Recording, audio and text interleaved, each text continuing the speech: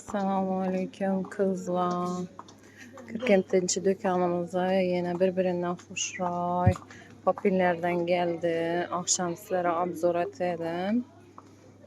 Hena, bu akşamki abzor etkenlerin içanına girseyizler birbirinden hoşray popillerler var. Renklerine karanlığa dönüp duradı hoşray. Anatomyalarımızdan amba her xil setinden 4 xilinden var ekan. Yine akşam giyen tovarlarımızdan sirdeçkeli, yürekçeli görünle acayip poplinlarımız geldi. Kızıl doyun daraxt svetlerimiz, daraxtlarımızdan 3 xili var.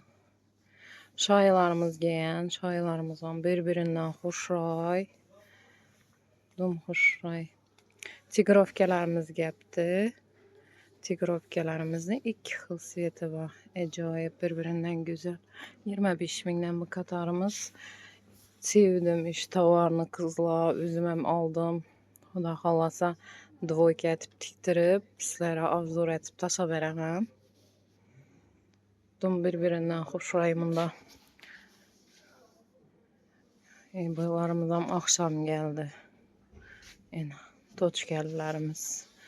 Yumunda şifonlarımızdan geldi birbirinden hoşray şifonlarımız 18 binden metri birbirinden hoşray acayip içinden hızzetip ki virüsle yazda indi bir anla is çıktı. Yumunda poplinlarımız var. Poplinlarımız ne görünmeyin. Her xil resütkelerinden var. Yine mide güllelerimiz hem geldi yine. Mide güllelerimizi görünler. Birbirinden hoşray acayip. Yine молодежный. Bunda mide güllerin görünler. Birbirinden hoşray acayip. Tavalarımız var. Geleverinler. Dükkanımız menzili.